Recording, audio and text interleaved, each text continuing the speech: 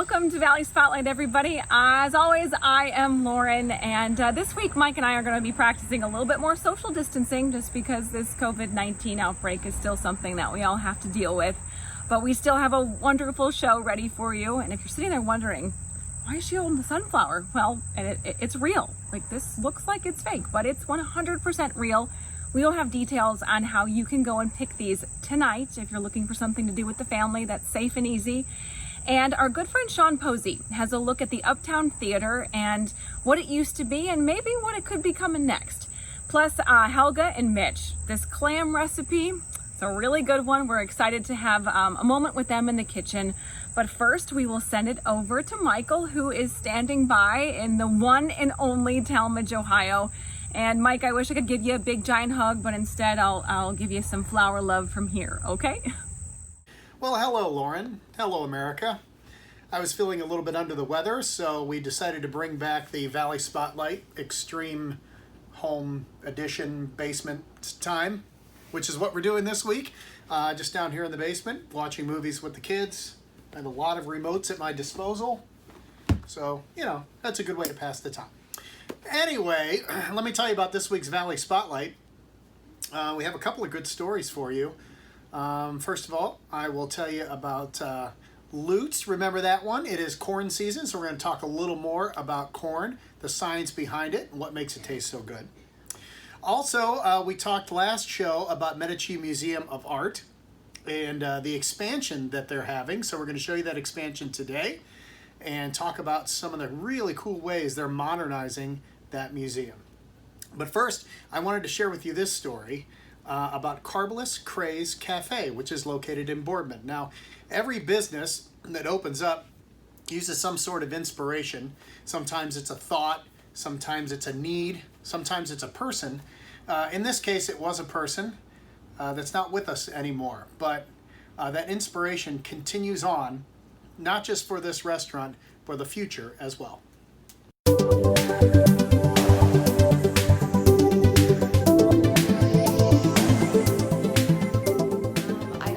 Because I was eating very unhealthy. I was overweight, really sick. My doctor thought I had an autoimmune disorder, so I started to lose weight, and I ate keto, low carb, and I started feeling fantastic, great. Amy Perez and her husband Jose started to get healthier, and soon they turned a home hobby into a business that became something real. It was very scary going from not having any experience in the restaurant business to, doing everything yourself. Well, my husband, he was a huge factor in that. We started out of the house, I started making protein breads, and we put it on Facebook. It blew up, and he just was very, he pushed me, and he continued to push me until we were able to open up this place. And here it is. Carbless Craze Café opened in Boardman in 2018. Something this part of town had never seen. Because there's nothing like it anywhere. We're gluten-free, we're low carb, and it helps so many people. We have meal prep that we have available if you want to get healthy or lose weight. We have parents that come in for their children who have epilepsy, and this helps them with their seizures. We also do, we make our food for diabetics, if you're on keto, low carb, so it helps so many people. When we came up with the menu, we wanted to have just a little bit of everything so that, there's nothing that you're missing out on. So you have donuts, cheesecake, cookies, cookie sandwiches, cake. There's so much. And things were going so well until COVID-19 hit, shutting the place down earlier this year. And then, even worse, Jose died unexpectedly on Easter Sunday. Now Amy had to decide whether to open up again at all. He was such a big factor in this place. Our girls love him, the customers miss him.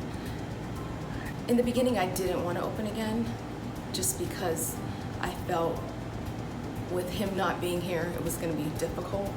But now that I'm here, I love it. I love my customers, and I feel that I can feel him here with me. So Amy is back, making everyone's favorites. Cinnamon rolls go so fast, and pizza. Really? And the customers have returned as well. It was awesome. It's awesome seeing everyone come back. The support is huge. I always say I have the best customers out there. So the tasty desserts are back, the pizza is back, and meal prep is back, with special ingredients depending on what each individual needs. We do that because men have more muscle mass. They need more protein. And so we measure out and we weigh our proteins for the men. Men always get more protein with their meal prep. And Amy moves on as Jose watches over. She has one eye on the past, but she's looking forward to a bright future as well. Do you think there will be more of these restaurants in the future? I think so. I'm hoping that we see more Carbless Craze Cafes everywhere.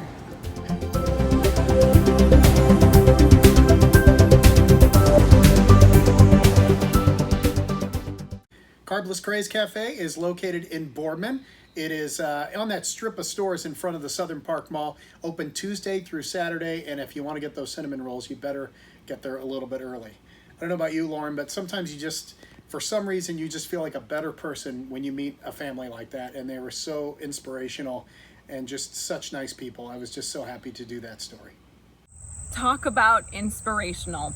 And as we're looking for people with strength and we're looking for, a reason to find the silver lining in the storm clouds these days, I have to take a look back at 2018 when we featured a good man by the name of Carl Nunziato. And he took a negative, several negatives, and turned them into a huge positive for so many people in the Youngstown area.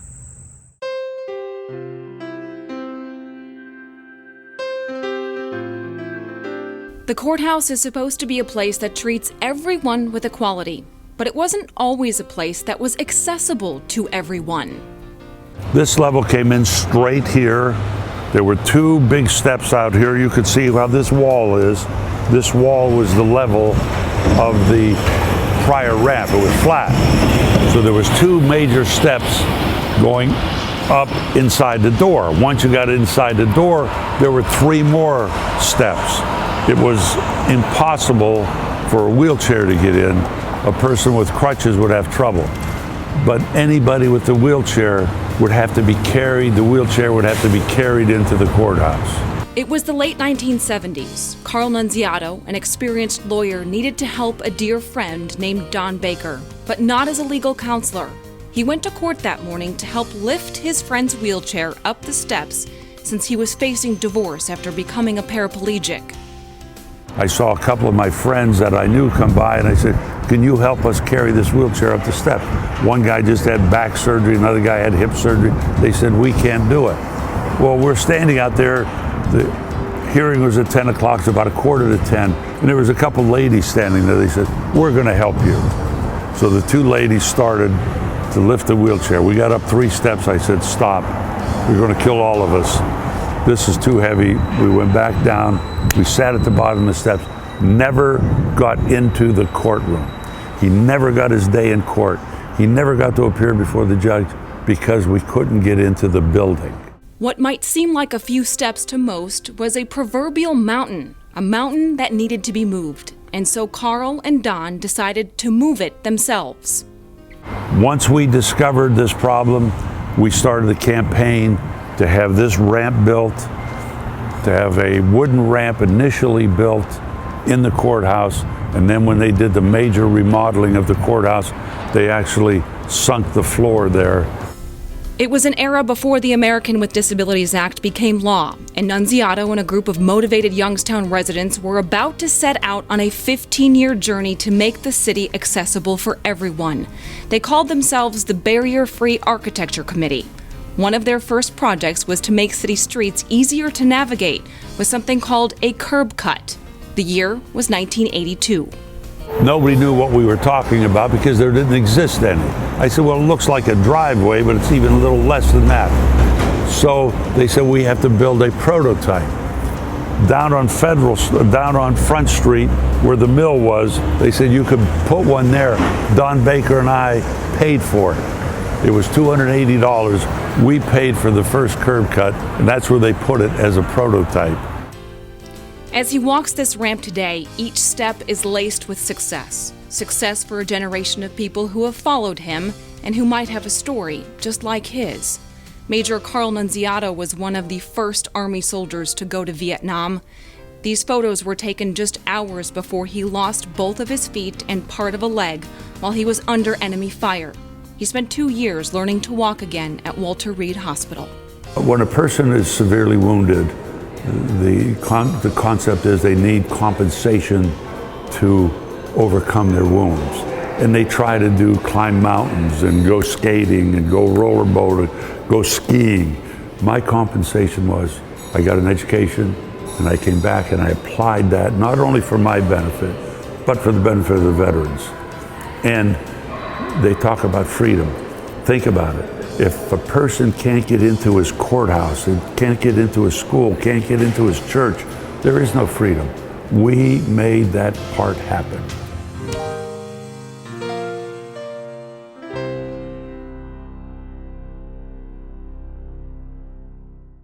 And as you can see, quite the story right there, and Carl is quite the guy. And speaking of quite the guy, Mike Case is standing by in Talmadge, so we'll send it back over to Michael in the basement. All right, when we come back, we'll get out of this basement and get to Pesto's Test Kitchen. Want to learn more about wine? We all do, and this is a good time of year to enjoy it. So we'll have that for you after this break.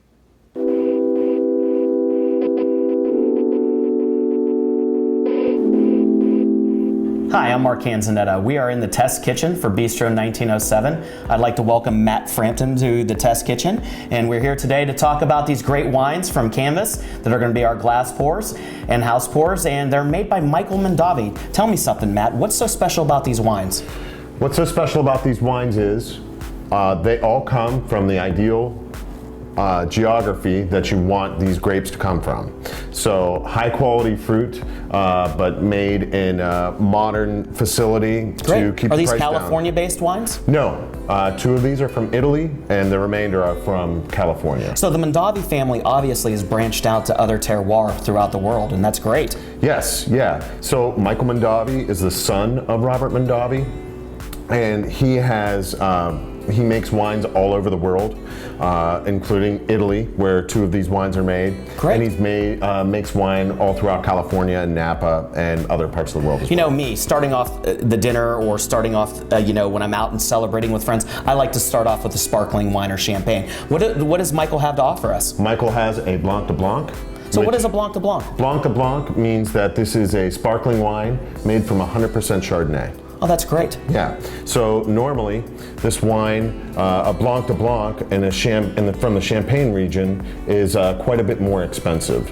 So these are more reasonably priced Right. to appeal to the masses. Right. So what Michael's done, taken on his family's name and the heritage and the pride that he has with the Mondavi name, and made affordable wines for the masses. Absolutely. I think that's fantastic, don't you? So I look forward to this. I love these old school coupes. They're going to go perfect in the Bistro 1907. It reminds me of when my dad and mom got married, and they're from Steelite International. I just think they're fantastic. So salute, man. Salud. Cool.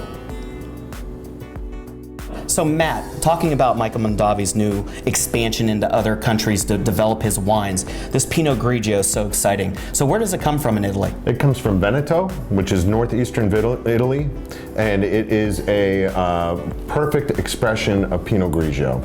It has a nice minerality, some nice tropical fruit, and let's try it out. Yeah, let's try it out. I think it's going to go really, really well. We have a crispy fried prawn tail, and that's going to go with some crispy fried lotus root, and I think with the preserved limes that are with it, I think it's going to be a perfect combination.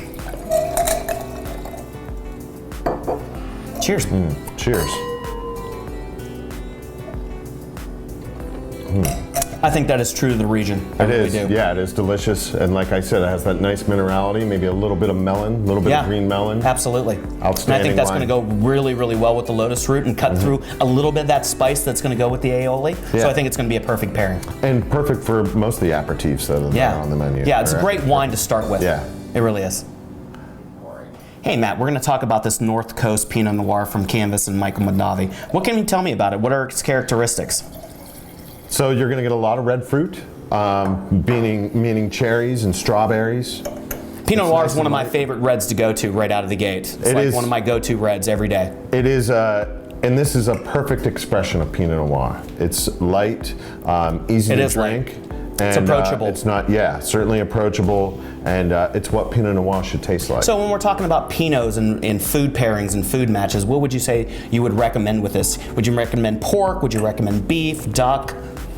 I would recommend pork, absolutely. Okay. A light colored meat. Salmon would be ideal. Yeah, salmon would be great. The barbecue salmon on the menu would go absolutely perfect with this. Yeah. It really would. As would the pork chop with the applesauce. I mean, it's just going to be some great, perfect pairings for this Pinot Noir by Michael Mondavi. Yep, and it'll go very well with smoked meats as well. Oh, great. Yeah. So would it go with the smoked salmon on the bagel? Absolutely, yeah. Cool, because that's going to be a great breakfast sandwich for our guests at 1907. So I think that'd be, if somebody's up for a glass of Pinot Noir at 9 a.m., I think that'd be awesome. Well, cheers. All right, man. Matt, I just wanted to take a second to thank you for coming to the Bistro 1907 Test Kitchen. The wines from Michael Mondavi and Canvas has been spectacular. You have a new wine that you wanted me to taste. Can you tell me a little bit about this fantastic Cabernet? So this is a wine by Jonathan Malthus. The name of his vineyard is World's End, and he is a Englishman, moved to France, bought a chateau, did very well making wines over there, and then he goes to Napa every year and he picks the best fruit in Napa and produces world-class wines. He takes the fruit from Napa and brings them across the ocean? No, he makes them right there in Napa. Wow. Yeah, so they harvest at different times in Napa than they do in Bordeaux. And what area of Napa specifically? He picks very small vineyards, very small lots, and buys fruit from different areas, mostly Beckstoffer fruit. Great. And he every year changes. So this is one of those wines you do want to decant. So we have this amazing machine in front of us. So it decants, it aerates, and it also filters any sediment if the wine's been aged. So I'm curious, do you mind pouring me a glass? Not at all. And it looks really nice. Yeah, it's the coolest invention ever. I really like it. Cool. There you are. All right. I mean, the nose is just out of sight. It's an outstanding wine, and it's actually an entry-level wine from him, and all of his wines are so stellar. this wine would be geared for what dinner pairing? This would be steak, and would go very well with a very rich chocolate dish at the end of. Wow! Yeah, and we're gonna have some of those. Yeah, definitely. My pastry chef's gonna put out some killer, amazing chocolate dishes, and we're gonna have a big, huge 48-ounce prime bone-in ribeye. That this is with that unctuous fat. This is gonna cut right through it. Well, this wine was made for it. All right, brother. Cheers. All right, cheers. All right, thanks for stopping by again, Matt. All right, see ya. Well, nobody knows wines and glassware quite like the people that are on this show, so a big thank you to Mark Canzonetta and Matt Frampton, and of course Steel Light. And speaking of great advice, Kelly Warren and her team, when it comes to deciding whether or not you should still be renting or buying something of your own, she is the first phone call to make, and here's why.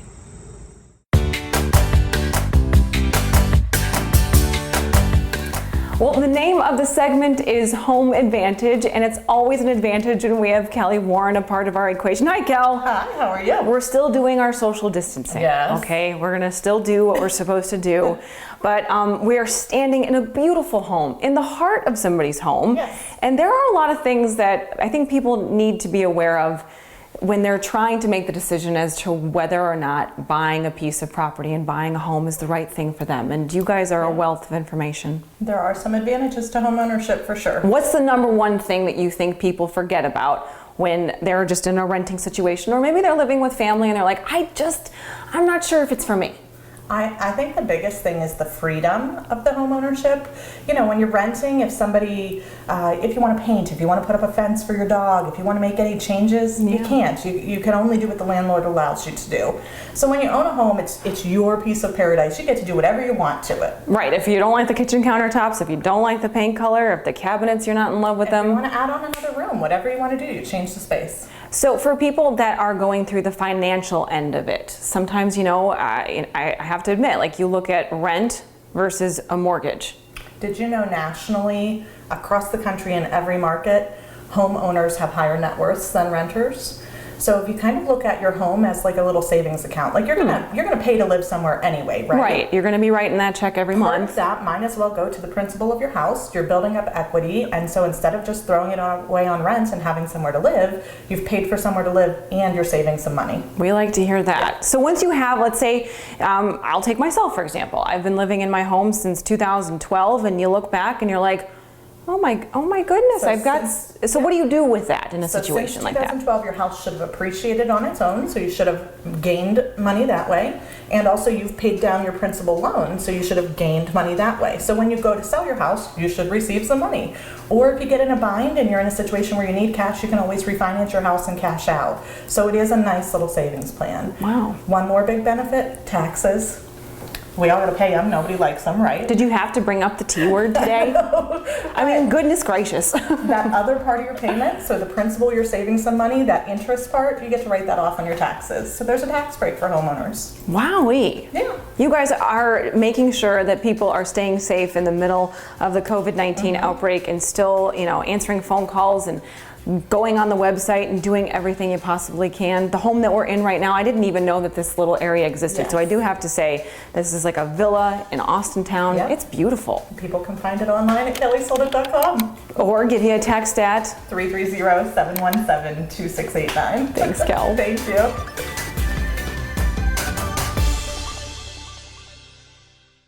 And I have to admit, when deciding to buy or rent or move on to the new place, Kelly and her team, they are sounding boards in ways that I think a lot of people, including myself and my family, are very thankful for. So she does really know best. And right after this break, Sean Posey takes us to the Uptown Theater, and we're gonna have a surprise few flashbacks for you. So you better stick around. You don't wanna miss this home edition of Valley Spotlight. Hi, I'm Barbara Corcoran. I'm constantly asked by news sources how to best navigate today's real estate market. I call the brightest agents in the business to get their input. Hi, Kelly. What's going on in the Mahoning Valley area? Hi, Barbara. The market in the Mahoning Valley has remained strong. I'm so happy to hear that. Sellers are enjoying the safety of the Guaranteed Sold program, and buyers and sellers love the 3D tour and the free moving truck. Get the best advice from my friend Kelly Warren. Go to kellysoldit.com. Be safe and smart.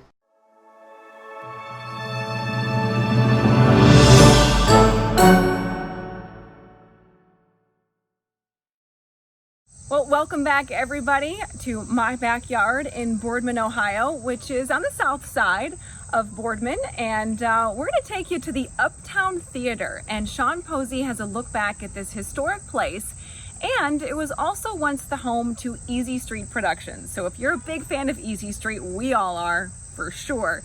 You're not going to want to miss this segment, and a big thank you to Sean for making it possible for us. We're very grateful for his support. The classic Uptown opened just as the era of the neighborhood theater was beginning to dawn. In the 1920s and 30s, busy Market Street had just begun to fill out. Nearby theaters like the Rialto, the Market Street Theater, and the Ohio Theater provided early competition.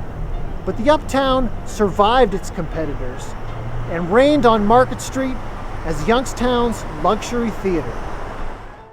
When it opened in 1926, the Uptown was part of an explosion of neighborhood theaters in the city. As time went on, Youngstown's luxury theater came to occupy a distinguished place at the booming center of the Uptown district. During the 1960s and 70s, the Uptown featured massive hits like Jaws and My Fair Lady.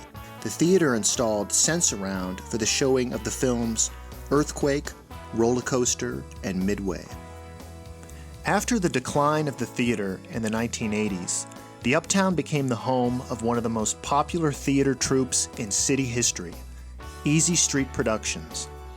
As the 90s unfolded, the theater stood at the heart of an effort to save the Uptown district and perhaps the South Side itself. We're doing some major renovations to the Uptown Theater here. Yep. It used to show movies, but now it's going to be a new home to Easy Street Productions and the Plum Boys and That Ants. We've been working our tails off. That's all right. kinds of things. We've been here day and night. The original and sick. Working, scrubbing, cleaning up the marquee, cleaning up the sidewalk, and we're going to clean up Youngstown. They're working now while we're out here screwing around.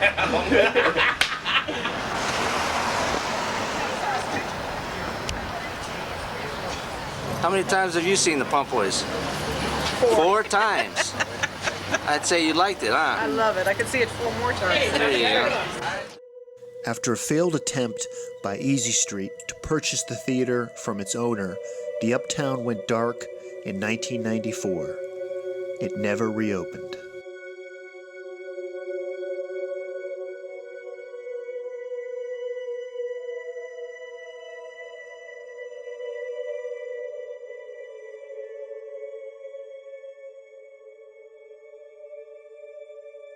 In 2015, a fire gutted much of the block next to the Uptown. The near destruction of the theater sparked a renewed interest in revitalizing the 90-year-old historic landmark. Only time will tell if one of the last theaters in Youngstown can be saved and repurposed. And after 26 years of the Uptown Theater being closed, there is a local company, a local man that is looking to invest to bring that theater back. And I have to say, on a personal note, I certainly hope that happens, because just looking at it and knowing what it could be lets us know what it can be in the future. And we do like beautiful things, so why not bring in this giant sunflower again? Carl and I from Angiuli Farm Market have details on how you can get your hands on these in just a few minutes from right now.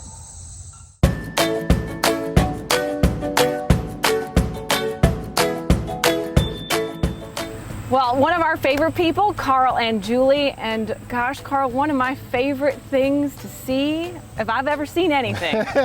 This takes your breath away out here. It's gorgeous. It's gorgeous, and you are making sure that everybody at home and out there has a little ray of sunshine via these sunflowers, right? Yes, you know, these flowers are planted along 46 on the farm here.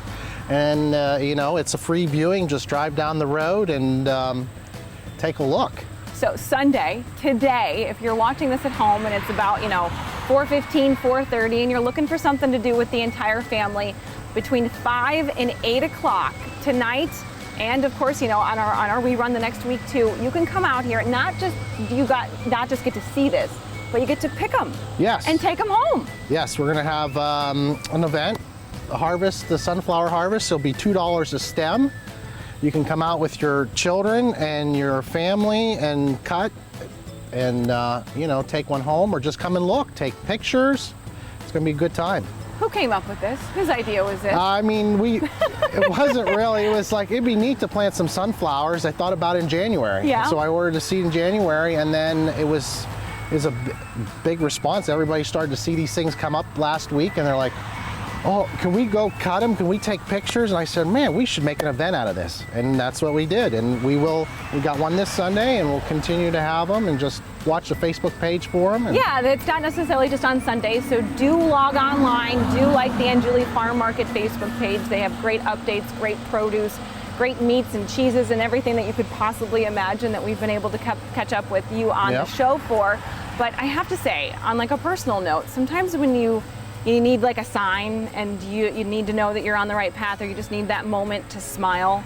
You did that for me when you told me that you were going to do this. Excellent. I'm glad, and that's what we're here for. A little something uplifting and enjoyable during these crazy times, and something just to get out, that you can come out here and just look at God's creations.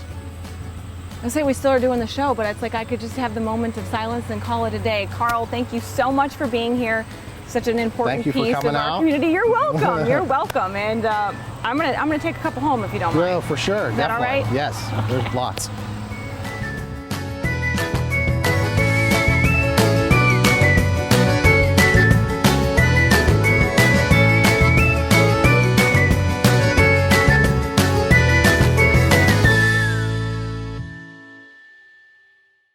Well, nothing says summer quite like a sunflower, and of course we're very thankful for the Angiuli Farm Market to be able to bring us a moment to smile. And summer, it also means corn. Not only do they have corn at Angiuli's, but they also have it at a place, and it's one of my favorite stories ever. All right, we decided to dig this one out of the archives for a couple of reasons. First of all, it's so good. And second of all, because it's finally sweet corn season here in Ohio and Western Pennsylvania, and nothing tastes better than that with a little butter on there and salt. Oh, that could be a meal in itself. So we took a trip to Lutz's to find out what the buzz was about. A line around the building through the parking lot to check out their sweet corn, and we found some kernels of truth and knowledge along the way.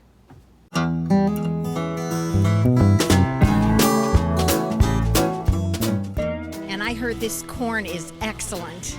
It's sweet, and the ears are big, and my family loves it. The taste. Yeah? Yes, it's the taste. Is it sweet? Is it? Sweet. Yes, it's good. It's worth standing in line. You are in a line. Yes, I am. To buy corn. To buy corn. We've done it our whole lives. Yeah. All of our lives. It's a tradition. And this is my first time here, and I am amazed at all the corn and all the people. That's the first thing you'll notice when you pull into Lutz Farms, all the people. Just kept picking up, and then there's a couple of years that it just got overwhelming, and then so we tooled up with bigger equipment to pick it. Lines of people, close to 100 on this day.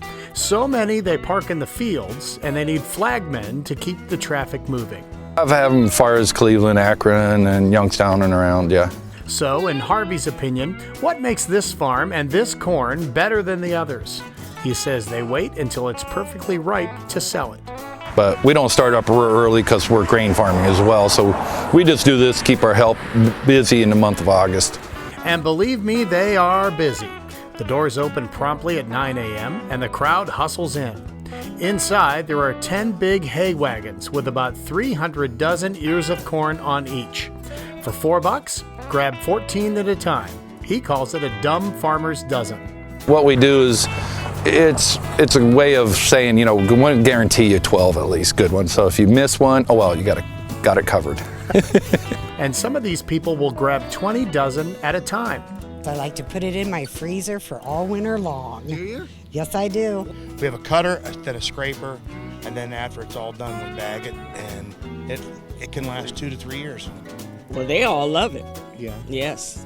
Yes. So you're the hero when you bring it. Yes, I am. How many can you eat in one sitting? Maybe about 3 or 4 ears. Is that a good idea? Oh yeah, it is. That's how good it is. Thanksgiving? Yeah. Let me tell you, everybody's wanting that corn bowl. That's right. It Thanksgiving is the time, best. Christmas, yes. These corn connoisseurs know what they're doing. Me, not so much. So Harvey volunteered to help. You always go for size. Yeah, that's a little bigger. So a wide one is better. Usually.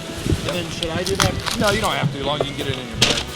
But see, that's a little bit younger. Now, some people would eat that, some would not. But that's a little younger. I just tossed it. That's a good keeper. How do you know? I picked 30 acres by hand for years. I know. Are you keeping count? No. 1, 2, 3, 4. So what are you looking for? Give me one more tip. I just keep looking like this. Yeah? Big fat ones are the ones you want. Fat and dark silks. Size matters in this situation. I understand. There's a lot of corn jokes you could go with, I bet. And if the size of the crowd has anything to say about it, they'll be back, and so will I. All right, one more. For good measure. All right, thank you. Yep, no problem. I can't thank you enough. Oh yeah, no, it's been fun. Awesome job. Hope you learned something. I learned a lot. If not these people,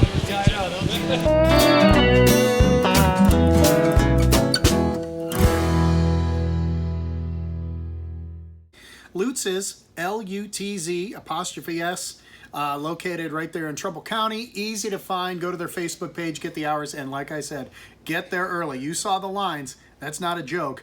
They'll park you in the right spot and get you in there, and there's plenty of corn for everybody, so please enjoy. Welcome back to Valley Spotlight, everybody. It's our home edition. And back in our very first season of Valley Spotlight, I was able to tell a story about an apartment that was a home to two very important and very special women. Take a look at one of my favorites. At first glance, you may not see it. You may not see why this modest apartment located above a home in Austintown, Ohio, is so special for two very unique women. As Terry Hauser walks up the steps, she's also walking back in time. Well, we were in a little efficiency apartment with a little tiny kitchen and one little room. So when I walked in and I actually had a kitchen, it was pretty cool. It was just like, it felt more like a home, and it was our first home. And I was a whole 18 years old, so it was pretty cool. It was in this place that so many firsts happened for Terry and her new husband, Jim. First attempt at making a homemade pie. I'd never made pie before. I had several tries at the crust that got thrown away before I finally got one to roll out. So I made my first pie and I sat it on the counter there and took a picture of it before I baked it, just in case it didn't turn out. I could show him I did actually make pie. And it was the first of many pies. Baking eventually became how Terry makes her living today. I had my own business for 11 years where I baked, and I taught pie classes at the vocational school at Mahoning Valley MCCTC. Yeah. And now I'm working for Haas Apple Orchard and Cider Mill, and I bake lots of pies there. A woman by the name of Jamie Gimmel now lives in this apartment. It is in this space that she is facing many of her own firsts. I went through a change in my life. My husband and I separated, and I was looking for a place for a fresh start and a place that had enough space that my 4 kids could come anytime, they wanted to, and a place that felt like home and something that I could also afford. Just as Terry had done more than 30 years ago, Jamie saw this place as inspiration. I needed a space that had either a spare room, something where I could make my soap and my healthcare products. Her soap making skills found a home of their own in this quaint apartment. But when I came in and I went in and it was big enough for all of my children, and then on the back there used to be a porch and they closed it in. So it's just a long skinny room. There's really not much use for it. And it was absolutely perfect, and so we call it the lab. It's my lab.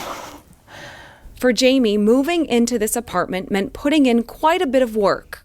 When it came time to tell her parents where she planned on moving, she was prepared to have to convince them that she was making the right move. It was hard, and she was concerned about where I was going, and so she started asking me a lot of questions. Where is this place? Is it in a safe place? Is it going to be okay for the boys? And so I started explaining to her, it's a private apartment, it's in a nice part of town, it's not like in an apartment building, it's above a garage. And then she was telling me, does it go back? Like, is there a garage behind it? Does the stairs go up? Is there and she was describing it, and I was like, is she spying on me? It was really creepy. It was really weird. And she said, it's above a garage. And I said, oh my gosh, Jamie, your dad and I lived in that apartment. So you did not know? I didn't know. And then she started texting me these pictures. She pulled out the photo album and she sent me a picture of her driver's license with my address on it. It was so weird. Once Terry and Jamie's father, Jim, found out that her place was once their place, the convincing process went a little easier. It made me feel a lot more comfortable about being here. Made me more comfortable. Supposed to be. I was supposed to be here. And this apartment is where many more firsts will happen for these 2 women who just happen to be mother and daughter. It's her. It's so different. It's her. It's what she likes, and it's her crazy colors and her fish sign and her soap lab. It's her. And the boys have a blast. They're happy. So it's different and an adjustment for everybody, but it is a blessing to her just like it was to me. Different times. And sometimes it's the simplest stories and the biggest coincidences that just simply make me smile. And since we're all spending so much time at home, why not send it over to Mike's Man Cave over there in Talmadge, Ohio? It's funny, we're just sitting downstairs. We just got done watching Night at the Museum. And I wanted to tell you about a different museum. A couple shows ago, we told you about the Medici Museum of Art, which is located on Market Street in Warren, and how excited they were to have the Norman Rockwell Boy Scout collection up on the walls. First time it's ever been done. Over 60 paintings up for the first time. in the same place? Well, I wanted to tell you more about it because when you drive by that place, you can see the expansion and what's going on. So we thought we'd get an inside look at that. Not only that, but a way they're making the museum a little bit more modern, a little bit more user-friendly, and the great things to come in Howland.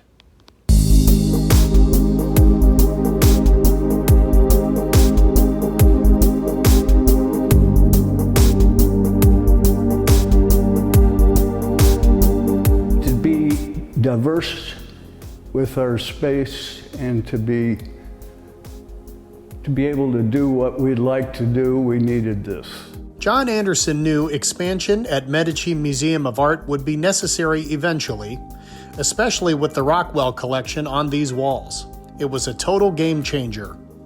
I never thought the day would come that I would get to work with such an amazing collection, and especially working with Norman Rockwell painting. I'm excited to see the amount of foot traffic and excitement from the community, even through social media postings and talking to patrons within the museum. It's been exciting to see the support that we've been given for the collection. And when you drive by, you can see the expansion going up right before our eyes.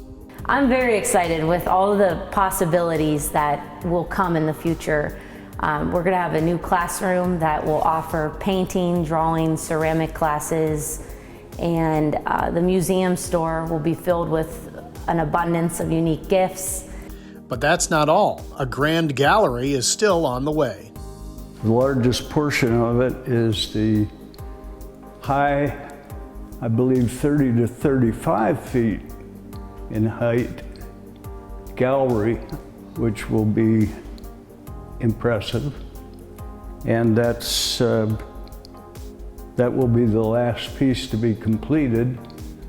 I'm especially excited for the new exhibition space that will be 30 to 35 feet high, so we could really accommodate a lot of artwork to be displayed. And to make things even more modern, Caitlin has developed an app that helps you guide your way through the museum itself. It was something new that museums are adopting, and with the pandemic that has happened, it's exciting to have a hands-free device. You work from your phone. We offer a digital catalog within the app, so it showcases all of the artworks within the museum, and we also offer an audio guide. So whether you're walking through today or sometime in the future, this expansion is sure to bring out the art lover in us all, and well worth the wait. Well, I think it's pretty impressive, and I think it's going to be very interesting to see what the next several hundred pieces look like as well, because we've never seen them.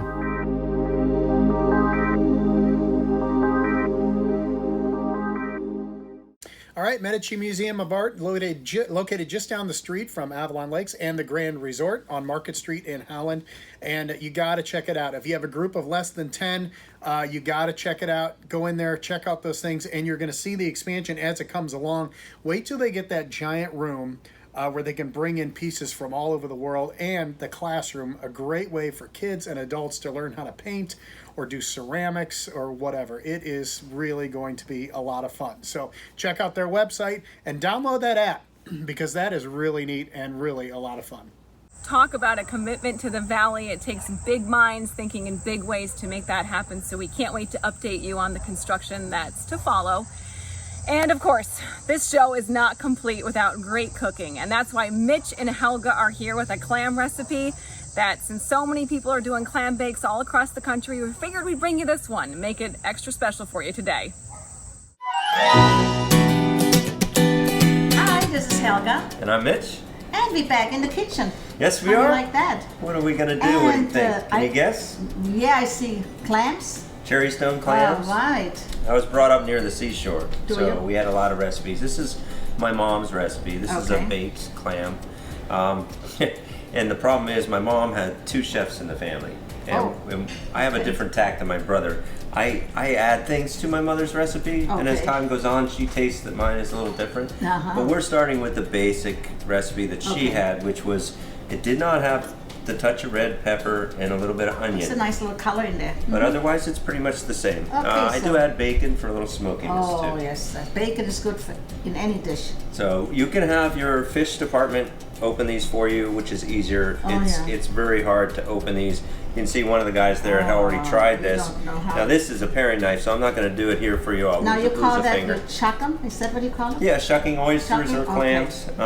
There's competitions where I used to work in I would go right Boston. down with the knife and be right here. Yeah, you basically go through this way, and then you want to cut it. And those guys that shuck professionally, they came in the shell and they get it like this, and they loosen that all the way up. Okay. So that gets loose. Okay. Now you chop that up and put it to the side. That's what we have right here.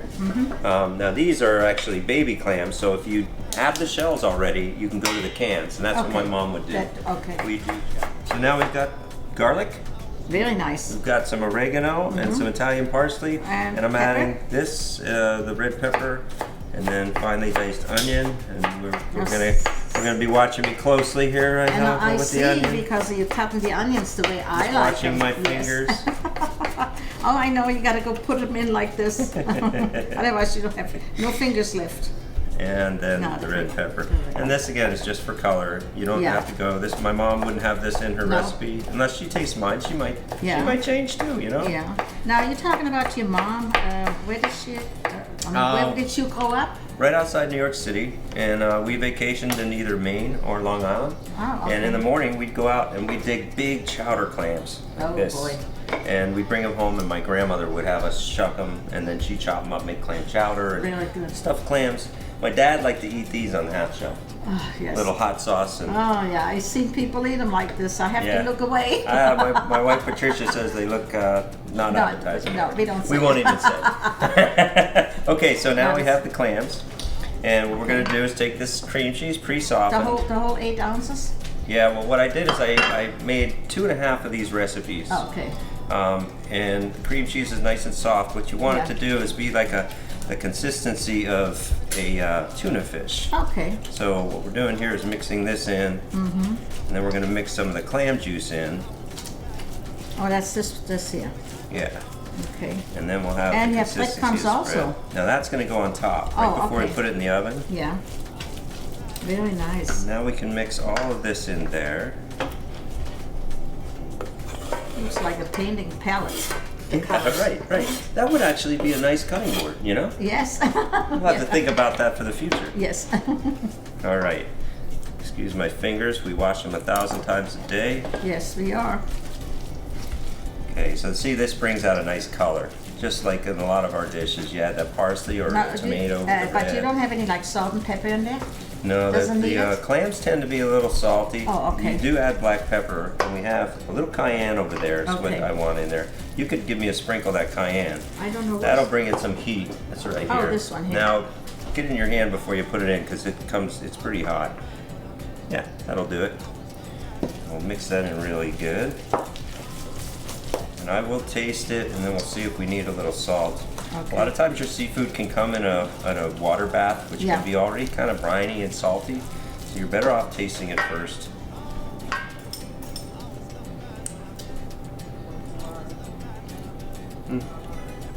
Yeah, let's add a little salt. A little salt? Yeah, definitely tastes all the garlic in there. This one here? What is that? Let's use a finer salt. How about this? Yeah, that one would be good. About 4 or 5 shakes in there. Alrighty. Okay, now I'm going to loosen it up. A little bit of this clam juice.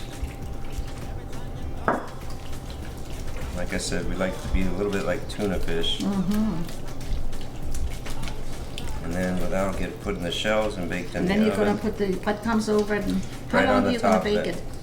Goes in the oven for probably 15 minutes. Go in at about 325. Okay, we almost forgot the bacon. That adds a little bit of smoke we were talking about. Yes. So we're going to dice that up nice and thin as well. That's going to make it, huh? That bacon. Yeah. Very nice. Oh, how nice and fine you cut that. Yeah, look at that. Yes, you're just so good at it. Compliment on my chopping skills. Yes. I need those every once in a while. Mix that in there. Mine should be a little better, but that's okay. I get things done though, you know. Might take a little longer, but I get it. That's what counts, is you get it done. Okay, now we're gonna go stuff those little babies. Yeah, let's stuff these. Get them a nice little dome. You're gonna put the breadcrumb over there. Okay. It's a nice appetizer serving. You just set them right there. Like this? Yeah, you can be pretty liberal with that. You want a nice coating on there. I haven't had these in a long time. Well, I don't know if I'm going to taste it or not. I'm scared. This will be your first clam? Yes, it is. Never had an oyster or clam? Never. Well, you know, stuff like this in Germany is so expensive.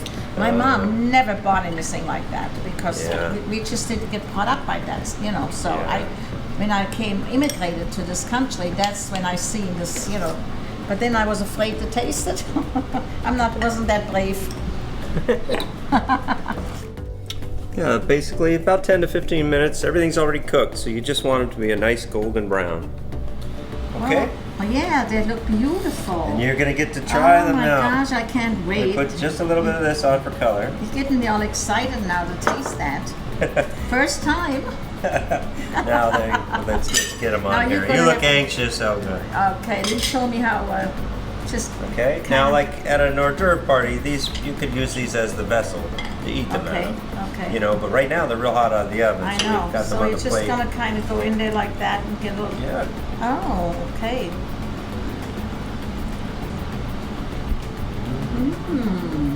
Wonderful. Your first clam, huh? Yeah. They're good. Wow, you can taste that cream cheese. Ooh, and a little bit of hot, a little heat in there. A little touch of garlic and the onion. Now, my mom wouldn't have had the onion. She wouldn't have had the red pepper. But you have to play with recipes at home. Look at the cultures.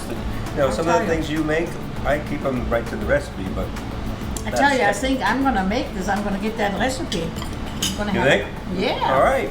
We're gonna have it on home plate, huh? We'll save the shells for you for the next time. Okay. Well, wonderful. So I guess we're gonna have to go home. Is it time to say goodbye? Time to say goodbye. Well, it was very nice to be with you guys again. So Great to see you guys. Auf Wiedersehen. And I have to admit, my Sabina, she'll eat pretty much anything and everything, but she loves clams, so I appreciate Helga and Mitch bringing us that amazing recipe. Really cool stuff right there. And a really cool place that I have been such a big fan of ever since I moved here is the Chop House. And Mike Case had the chance to visit them just a few short months ago as part of our Perfectly Plated segment that is sponsored by Steelite. And we all know how important it is to be supporting our local restaurants, so we figured we'll take a look as soon as we come back.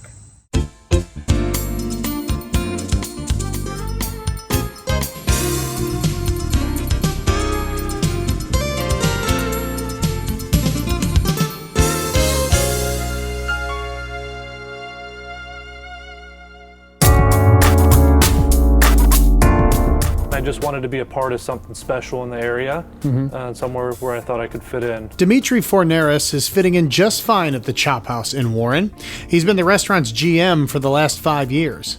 It's a restaurant iconic in this community, yet its identity is different than most of the others. I can name off 5 signature dishes just off the top of my head that I would say are all signature dishes, but really everything that we prepare here, I would say, is a signature dish for us. That is pretty rare, a restaurant that does everything well, but that's the mission. Whatever we do, we want to do it well and consistently well, and just make sure it's the best product we could possibly serve to the guests and the customer, and just make everything perfect. So we went into the kitchen to check in with executive chef Anthony Kramel. We needed to get a look at some of the dishes that have been on this menu for the last 20 or so years, like this almond crusted chicken. We bake it until it's golden brown, and we top it with a nice cranberry demi-glaze. And when it comes to fish, blue crab crusted salmon over a vegetable quinoa, topped with a lemon beurre blanc. And finally, Anthony came clean. Our signature 18-ounce bone-in ribeye. There you go. We found a signature dish. There you go. Known for their steaks, we had to ask the grilling secret on this one. He says a bone-in ribeye should be medium, and there's a reason for it. But you want to really pull that flavor out of that bone, get that juiciness, keep it in the steak. Anything over, you're going to lose it. Anything less, you're not going to break down that fat as well. That's a good tip. Here's my suggestion after a great dinner. Leave a little room in your belly. Our homemade peanut butter pie. Oreo crust, light peanut butter filling, topped with a chocolate ganache. Of course, the people at the Chop House feel it's important to put all this great food on steel light plates. How we like to serve quality food and product, they offer a quality product for their small wares. So when you pick up a steel light dish, you could just tell from the moment you put it in your hands, it really is quality. They don't break as easily as other dishes. They're just really an awesome product that they offer. Offering great food is one thing, but situated between the Grand Resort and Avalon Lakes Golf Course, the Chop House offers some great views as well. Oh, we love it. Everything that Mr. Klingel has done with the Avalon Resort has been fantastic. The more people that they bring to the resort and to golf weekend packages, I mean, it's better for us and for them. It's all part of the experience at the Chop House and all part of the plan here from top to bottom. We have a great team.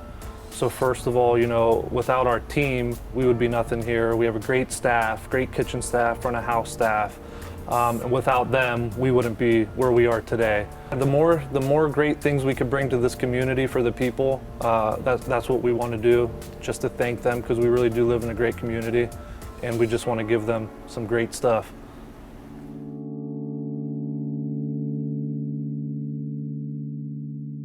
Well, that's the show from the basement this week. I hope you enjoyed it. Hopefully get back together with Lauren and have a little fun in person for the next show. But before we go, I wanted to tell you, Lauren, about this retromercial. I thought it'd be fun for last week. I should have thought of it because of our auction items and how fast an auctioneer talks. This was kind of took the area by storm when I was little, the FedEx commercial with the really fast talking guy, Pittsburgh Perfect, Pete. Peter, can I call you Pete? That guy. So I wanted to use this as a retromercial this week. So I'll send it back to you, Lauren. You can finish up the show and get us into that retromercial. Have a wonderful time. Thanks for watching Valley Spotlight. It's not easy to do. Thanks to the people that put it all together. And thanks to you for watching. We really, really appreciate it. And we couldn't do it without our generous sponsors. We appreciate them greatly. And if anybody's away from home or you want to share this with friends and family, you can do so on Facebook, on Roku, on Valley Spotlight, and of course right here on the WBCB. And I'm not an auctioneer, but I suppose that's Mike's way of saying that I talk way too fast, which is true. So I suppose with that, we will leave you with this retromercial. I'm gonna try to slow it down next week, okay? Okay, Eunice, travel plans. I need to be in New York on Monday, LA on Tuesday, New York on Wednesday, LA on Thursday, New York on Friday. Got it? Got it. So you want to work here. What really makes you think you deserve a job here? Well, sir, I think on my feet I'm good at figures and have a sharp mind. Excellent. Can you start on Monday? Yes, sir, absolutely, without hesitation. Congratulations. Welcome aboard.